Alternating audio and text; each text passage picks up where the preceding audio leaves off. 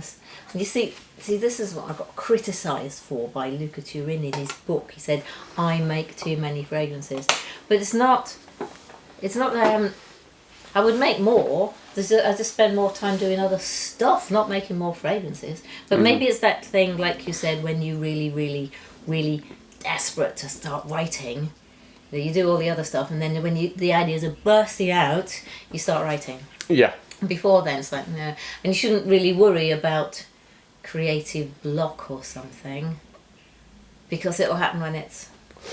Yeah, it's, like I've thought about like writer's block quite a lot. Yeah. I don't think it exists. I mean, I've certainly had phases of time when I've gone, oh, I've got writer's block, but actually, I don't think it's a thing. No, I don't. Well, it's a combination of things which are called that, and it's...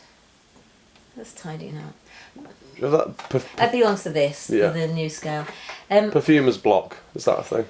I think it is a mixture between tiredness, so that you don't have any space for thoughts to stick together and form new ones, and that comes from overwork and long hours, and you think if you try really hard and hang around, the ideas will pop out, and they just won't. You really need to go for a walk in the park and... Distract yourself. Yeah.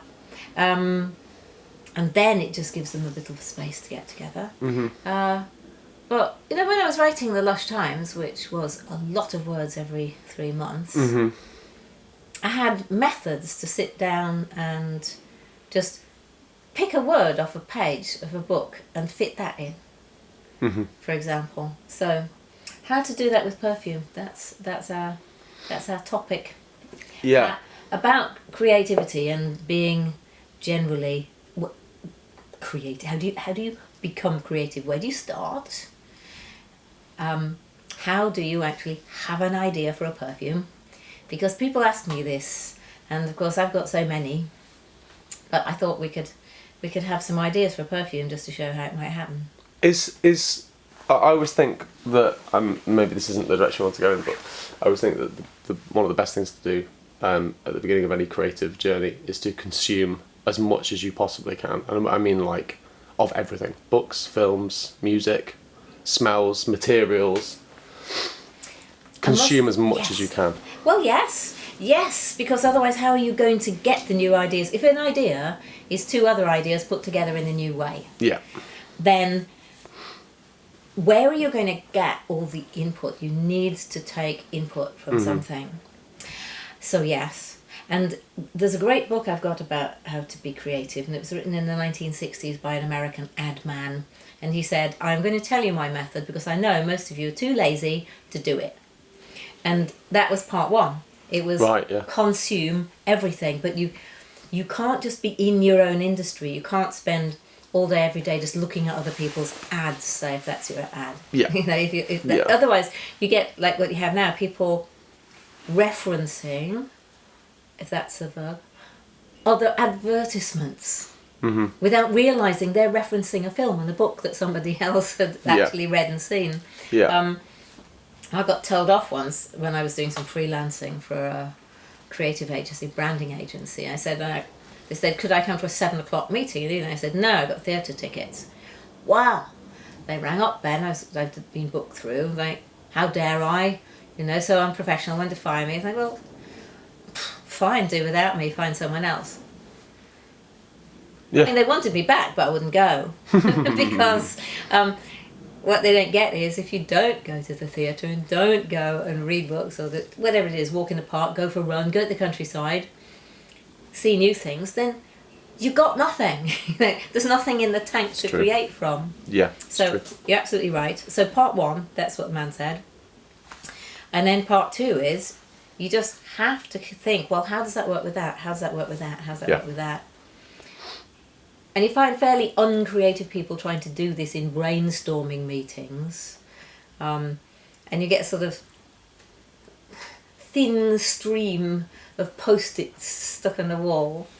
I've been in a room with a guy trying to run one of these with, in fact, Ben's team again. And he came back in after 20 minutes. The walls are just covered with Post-it notes because, tried to stop us. And then, and he said, "What? This is like trying to herd a what do you call it? No, he's trying to control a herd of cats or something like that. And we're like, okay, mate. Because normally those people are trying to squeeze ideas out of people who are not in a custom of... I think what you have to do is just learn where the tap is so you can turn it on and get the ideas out. Yeah. I think everyone has them, but not everyone knows where the switch is. Mm-hmm. Yeah. It's like, you know, like when you're trying to find the water supply to your house. So many people don't actually know. Yeah. The stopcock. Stopcock, yeah. You need to know where the stopcock is so you can turn it on so that it flows. I think everybody can do it, but they need practice. Yeah, that's true. Yeah, it is. To an extent. But there are two sorts of creativity which Brian Eno talked about. So I like what he says about creativity. And there's the scientific sort and there's the artistic sort. And I don't think by any means... I mean, those things have just divided out recently. You know, You're supposed to be one or the other. You can easily be both. You are, I am, Harry is. And being one doesn't turn off.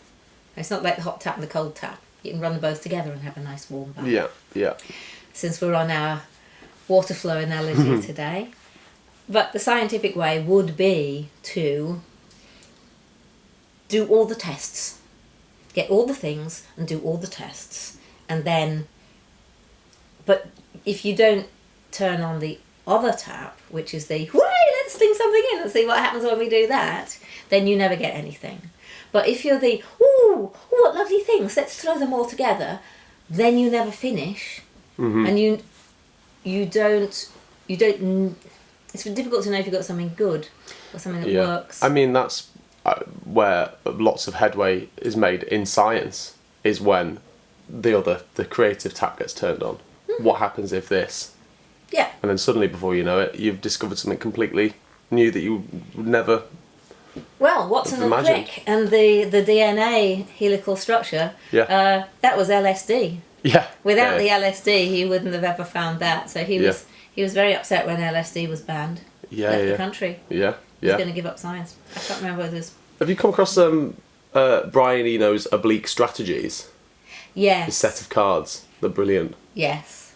Really, really good. Yes. I'd recommend everyone invest in a pack of Oblique Strategies. I haven't bought them and I've got to buy them. So, last week, I've got something here to be creative with. It's that patchouli that we smelt while we were talking about sandalwood. Amazing patchouli. And it's so good. I find it because it's nice and sort of unrefined. It's so good. The move at the moment is to take patchouli and refine it to make it clean and clear and smooth all the edges off. This is more the kind of patchouli that, like you said, you'd put it straight on your skin and wear it, or put it on your double denim in the 1970s, and that would be your rejection of the capitalist system and its elegant structures, and go straight to the earth. So I thought we could look at what would you do if you got a new material like this in. I mean, okay, fine, it's a bit similar to an old material that I had that I thought I wasn't going to be able to get anymore, so I've just paid for some to be shipped from Kerala, Cochin, Kerala, So what would I do? And I've got my little chart here, which I should probably just give people. When we do our courses, I have an appreciating your materials table. It's interesting to watch whether or not people write anything down. The reason this is up here and empty is because one of the people here last week just didn't write anything. But it says on it, material, and does it remind you of something? The time, place, object, colour, sound. Do you like it? Just trying to get people to experience and make a connection, not just the smell, but everything else. So, what does it remind me of? I mean, an arcade in Newcastle which was bulldozed, actually, a beautiful Victorian arcade full of hippie shops, and think it's where Tiger is now. Is that what it's called? Yeah. Flying Tiger. No, not the shop. The club, the nightclub. Or is it Tiger? Oh, I don't know. It's got a tiger. It's quite nice in the afternoon to do coffee, but apparently in the evening I wouldn't want to be there. But yes, so this is going out on a Saturday afternoon in Newcastle to buy some wooden beads from the hippie shop. Some incense. And, to me that actually different to lots of patchouli makes me think of hot, warm earth. Yeah, it does. It's got the definite muddiness going on in a good way. And the strips that we dipped last week, they still smell nice and strongly. So cool. So ideas coming from that. What could we make? I could make the arcade whose name there's quite a few of our customers used to go there. So I've got the Kerala Patchouli. I've just got this pen. I need to make sure it writes. I'll put the lid back on. I want to write everything down.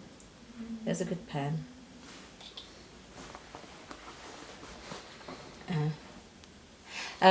Yes, so while I struggle with the technology, the Kerala Patchouli, the arcade in Newcastle, I can find out what the name is. Somebody will write it on the comments. Arcade. It will write soon. In the meanwhile. Yeah. So I quite happily make a fragrance that reminded me of that place. Mm-hmm. So.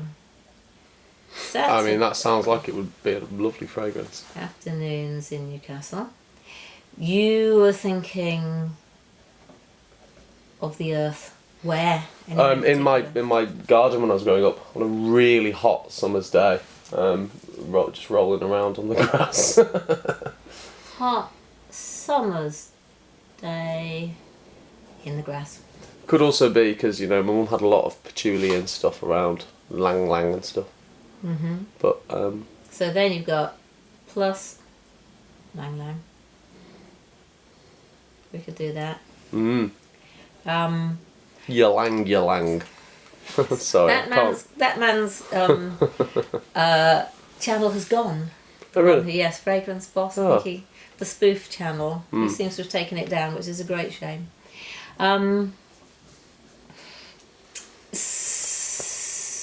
So I'm trains to London from Durham. I used to live in Durham, and if you got the cheap ticket out of it, took ages.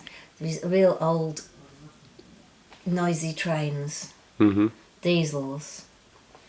So everybody would go, like if they're going down for the holidays or back up again, and you got all the students who were slightly older than me. Our lot were all wearing Dior Ella and Eau Sauvage. And we turned up in our straight leg jeans, and the ones in the third year still had all the hair and the beards and were wearing flares. So the third years. So modern patchouli, you stick it with, I'd say put it with raspberry ketone, and so you get the modern like fruity patchouli things. I always like putting it with rose.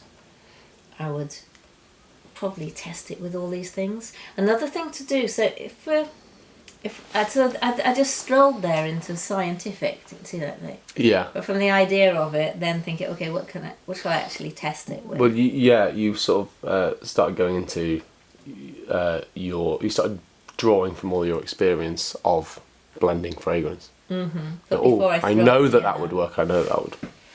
Yes, so that's the getting to know your materials bit. Rule number 3. No, I forgot. I hadn't forgotten what I put on it. So I absent-mindedly picked it up, and I got the chocolate first.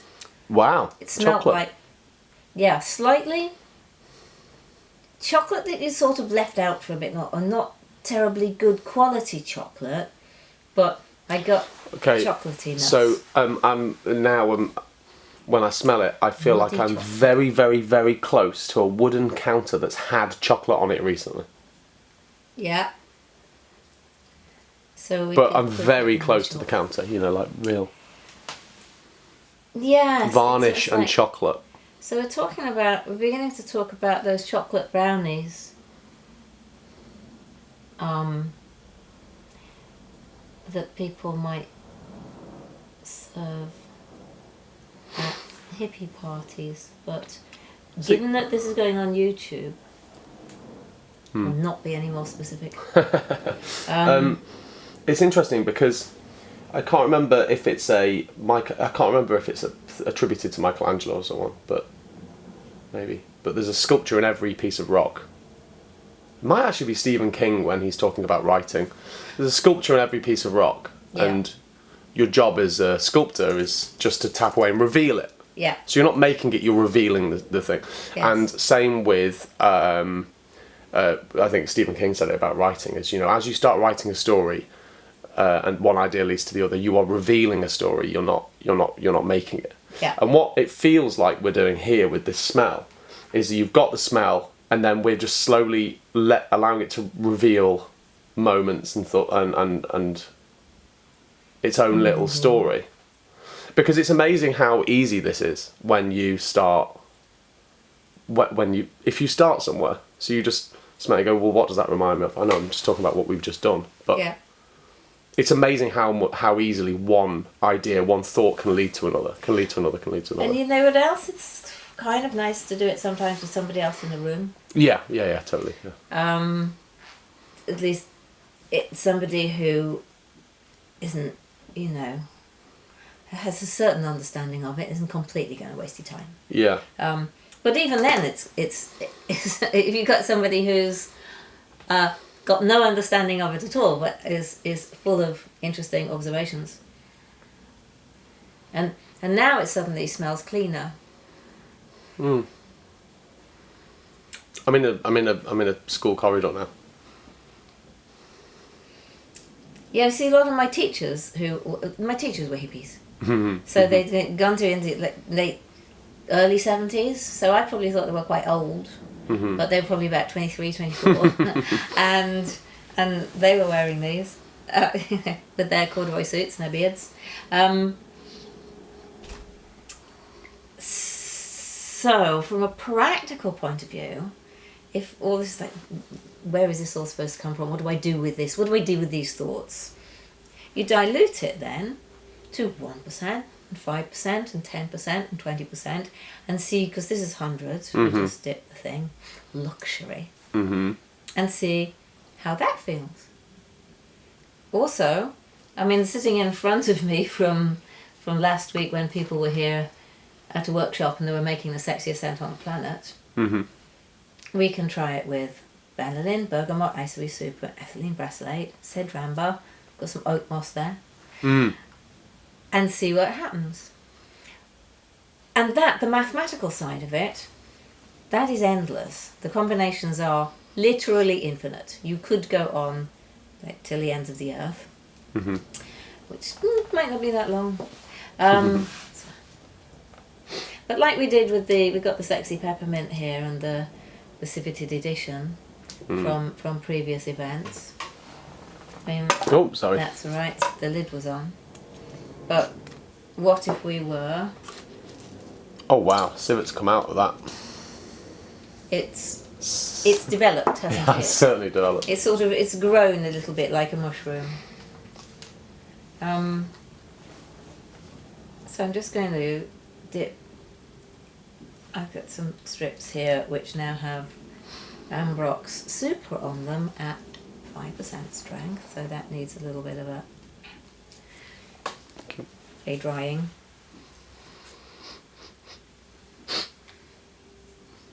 Now forever this smells more and more and more to me like all of my laundry things because I put it in the Samsung Freshly Laundered fragrance Yeah, it starts to remind me of individual materials, individual fragrances. So, put those two together, see what happens on the strip with patchouli and ambrox. It's cleaned it up.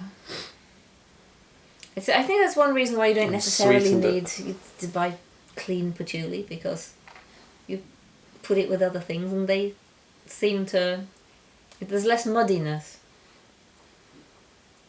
Clean patchouli is just gone through more processing, has it? Yes, to take out some of the molecules which, the natural molecules. Bless you. Well, then it's not patchouli anymore. It's parts of patchouli. No, but on the other hand, if somebody like accidentally loses an arm in an accident, they're still them. Well, yeah, yes. That's a very odd analogy. I'm sorry, I was just trying to think, like, what it's how much would you have to take away before it's patchouli? It's still recognisably patchouli. It's just... Yeah, interesting. Yeah. That's a very bad analogy. Well, it got me thinking about how all of your cells are different every 7 years, and... Yeah, that's true. Well, everything we completely replaced, and yet... Yeah. But not all at the same time. Yeah. So, and as well as on strips, which we won't continue to... I'm using up the Perfume Society strips at the moment, which you get when you buy their sample boxes. And then they all go in either the sock drawer or the recycling, so let's not worry too much.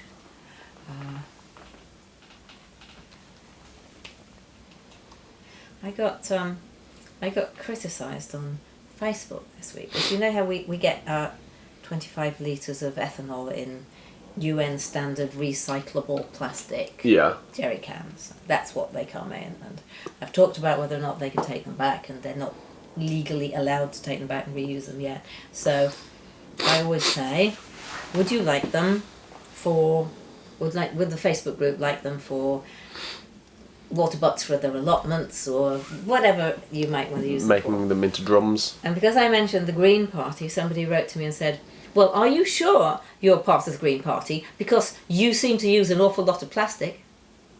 I thought, well, but if I wasn't being ethical about it, you'd never know, because I just throw them all in landfill. You only know because I put them on our Facebook group and say, hey, who would like to reuse these and upcycle these? Yeah. However, it's very easy to look at the one step and criticise without looking at all the other steps behind. Yeah. Vanillin. Yeah. So put that with patchouli.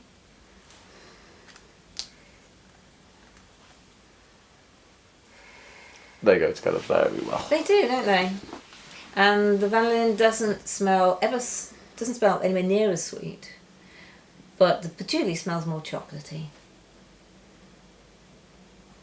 Yeah, like, almost edible, except you get the feeling that somebody has accidentally dropped it on the floor and picked it up, so you would get a mouthful of mud. So earlier I was saying that it's like being very close to a wooden tabletop that's had chocolate on it. Now I feel like I'm very close to someone's hand that's had chocolate in it. And all of this we should be writing down, really. Yeah. This is... the hand that bears the chocolate. The hand that bears the chocolate, indeed, yeah. We also need to think of good names. Well, I mean, you're there as well. You sort of the authority in naming perfumes, I think, worldwide. I'm not sure whether it helps to call them strange things. Strange things that no one remembers. I mean, people don't even remember how many Tuesdays there are in 4,160 Tuesdays. No, it's true. Tends just to get called Tuesdays. Yes. So a patchouli. I mean, we made. They go together very well. Yes. Sorry. I was just thinking we make a patchouli. I did. I made for EOS for the the textile student that I'm working with at the moment for her final show, we made a patchouli, cedarwood. Actually, no, it was clearwood, cedarwood, and cashmere and velvet fragrance out of just 3 things. You'll like it. Sounds lovely. I think you would. We could have put patchouli in instead of clearwood, because clearwood is like the ultimate of, the cleanest of clean patchoulis. But then, we should also compare this patchouli to all other patchoulis that we own. This is most like my dark patchouli. Patchouli crude. Crude as in, it means raw, not rude. Yeah. I see, now I'm very happy just with Ambrox and what? So you just reminded me of. So I tell you about a story of an ex-girlfriend of mine. We were walking past a tattoo parlour in Fulham, and outside they had a sign that said "Crude tattoos covered." Right. I.e., we'll cover your crude tattoos. Yes. She thought that they were bragging that they had crude tattoos covered. Don't worry. Right. We can do your crude tattoos. We can do some really crude tattoos. Crude tattoos covered here. Yes, understanding the English language. So, yes, crude as in raw, basic, like crude untreated. oil. Yes. Yes. Not as in language. Oh, I could wear this. Is that all 3 together? That's all 3. Vanillin, Ambrox, and yeah, as could I. patchouli. Because then what you have to do, we don't know exactly how much there is on the stick of each one. We just dip them. They're at different strengths. The patchouli's at 100. That would take quite a lot of balancing to get this exact. Well, what this is the equivalent of an artist doing very, loose sketch Penciled out, yeah. Exactly. First, just to get an idea of the composition. Yes. And then you have to know how to kind of get back to this place by practicing. So. Yeah. But time, I think that's what it is. Who gives themselves, what have we done? We've probably chatted for half an hour just about patchouli and what we could do with it. Yeah, well, I'm interested to know where your thoughts are with this now. Because you were, to begin with, in the arcade in Newcastle. So where are you now that you've added some vanillin and okay, this is much more, this is like the kind of market was threatened by developers but got tidied up in a deal. So this is a bit more like Spitalfields, which was like, okay, well, you can keep half of it if we can have all the rest for new expensive shops and some apartments and some offices, and we'll build you a statue and then you can keep the other half. And so, all like Covent Garden was, when it was Covent Garden was the fruit market and was all scruffy, and then it turned into okay, we're going to make it absolutely perfect. We're tidying it up. So this is, it's a market that has been saved and restored and made a little bit too shiny and polite. But it's still a nice place to go because they've got really excellent cafes. Yeah. It's funny, I'm getting apple out of this now. Good. I can smell a bit Granny Smith on top. So now you say that, I'm more like cooked Bramley apple pie. Because as soon as somebody suggests something, it'd be interesting. It wouldn't be interesting to film it, but I'm just thinking it's interesting to go through the whole thing by yourself. Because most people who are doing this are doing it by themselves, not chatting with somebody. But I almost feel like it'd be worth spending an hour of every day picking a thing and just doing a random sniff, a random chat, have us on the background, join in with it. Yeah. But another thing that you do that's quite similar to this is the colours and the clouds thing. That feels like just a variation on unlocking creativity. Yes. Yes, if you genuinely don't know where to start, and it's really a good idea to have some kind of a structure. There's one underneath your bag with the batteries in. Here's one we made earlier. So, yes, if you are... So that's my way of structuring a fragrance. I don't think we could see that. No, well, yeah, it's in books. I have it. We're going to publish it at some point. It exists on all the courses we do, but the idea is you have the central idea of where you want it to be, and then what other bits do you add to it to make it more interesting and rich, and then the clouds around this solar system, all of these could be clouds. Yeah. They're all materials which you can use a fair amount of, and they don't overwhelm. The naturals are always a little bit more unpredictable, I would say. But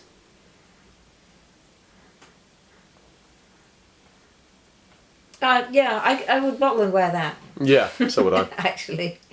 And that was just picking random things up off the table. Yeah, I mean, they're all very nice things.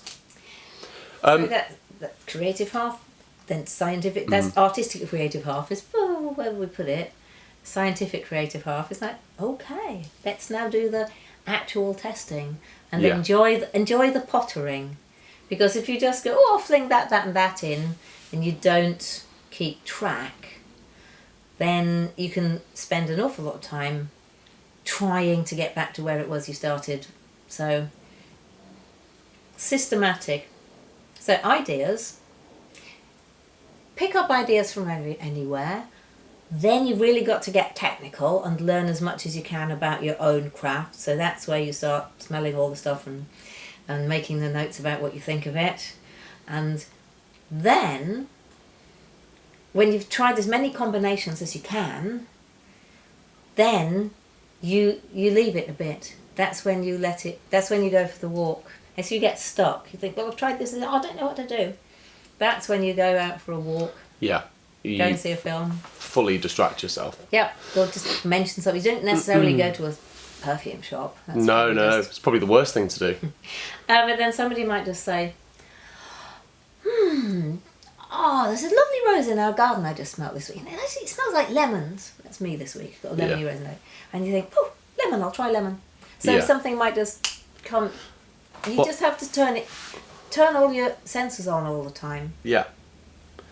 Going for a walk is a very good piece of advice because not only does it clear your nose out, but also, I mean, I know that for me and writing, and when I have acting to do, usually it's a walk that all of the answers come. So in the hard work, in the time, the equivalent of smelling your materials, writing what they remind you of, all that sort of stuff. Yes. That's the equivalent of asking all the questions. Yes. And go. So you're asking all the questions of yourself, and then when you go out for a walk, there's something about the movement of engaging your legs and just getting out and about that then answers start to drop in. Yes, because part of your brain is taken up doing just practical things. Yeah. And if I'm not mistaken, so you can't concentrate too much. It's not called daydreaming anymore. It's called mind wandering. Right. Okay. It's an actual thing. Yeah. That's its name. So you're allowed.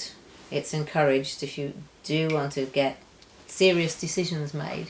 What shall I do next, or where shall I stop? Yeah, and it's all about trying to get yourself out of the way of yourself. Because brains are so good at saying no to things and thinking of all the problems, and so you have an idea, and within minutes you've already thought of all the reasons why it's a rubbish idea and why you shouldn't do it. Blah, blah, blah. But you've got to try to work out a way to distract yourself, to get out of the way of yourself.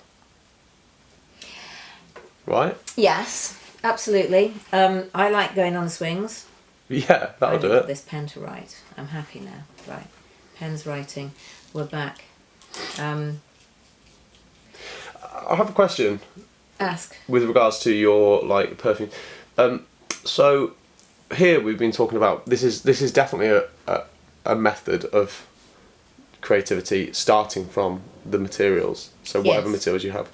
I know the answer to this, but I think it'd be interesting to talk about. Starting from external pieces of inspiration, so like a picture, a painting, we were talking about. Yeah. Yes, Manet. The Manet, a painting, a film, a song. You've based lots of perfumes on songs. Yep.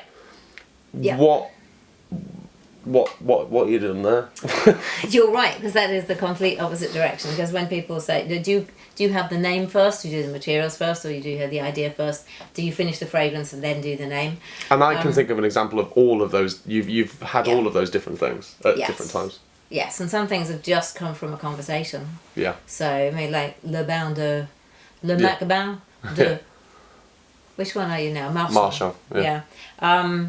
So that, for example, is the idea that the knowledge that... I keep going on about this. Napoleon used 2 litres of fragrance a day. What would that have been made from? But if it were now, then what would he wear? And so 2 things have come from that. One is the festival fragrances, which is...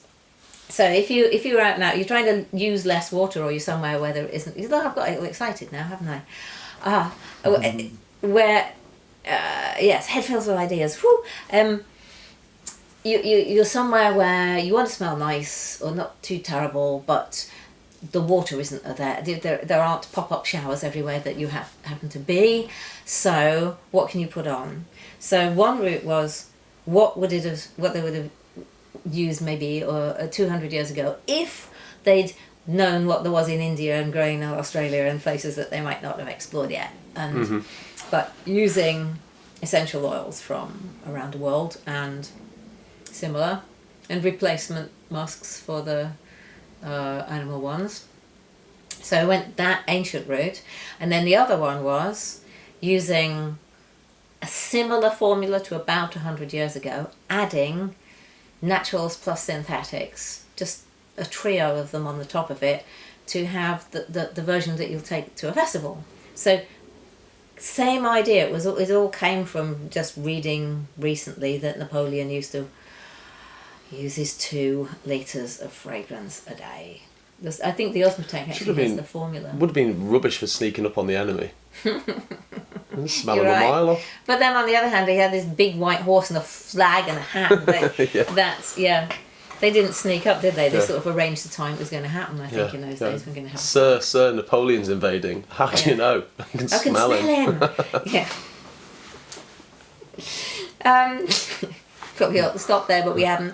That's like, yes, sillage extraordinaire, that.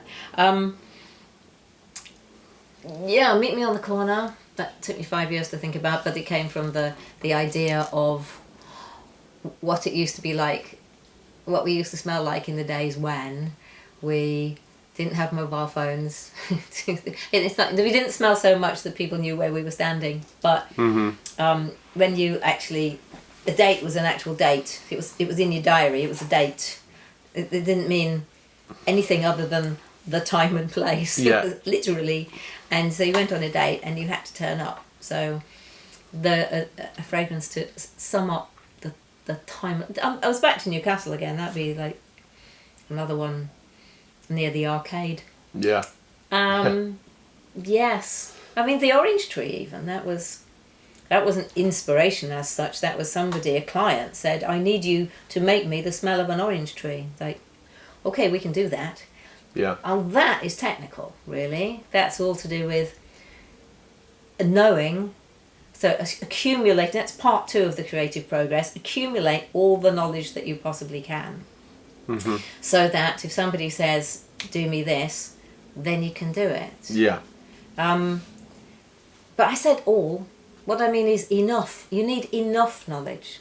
If you do all part 2 and you just accumulate more and more and more and more and more and more knowledge about the perfumes, you'll never start making anything.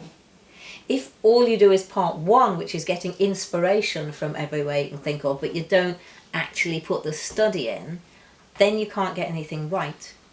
So both of those things. And then go for a walk. Listen to some music.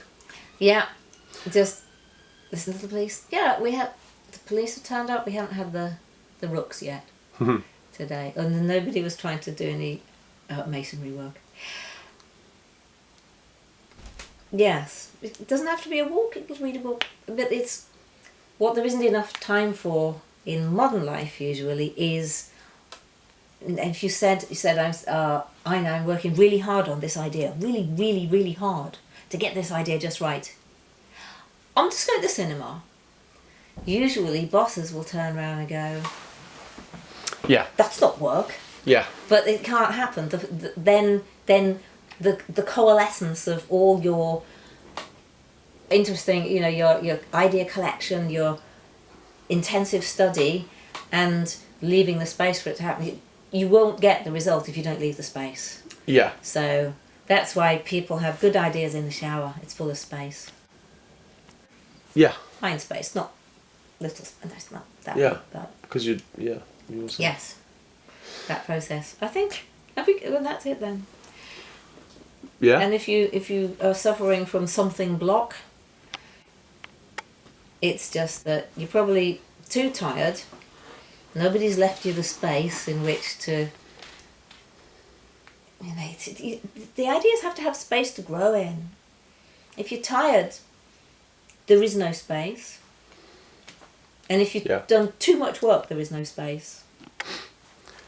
Yeah, I think that also tension kills creativity. And I'm talking about literal physical tension, emotional tension.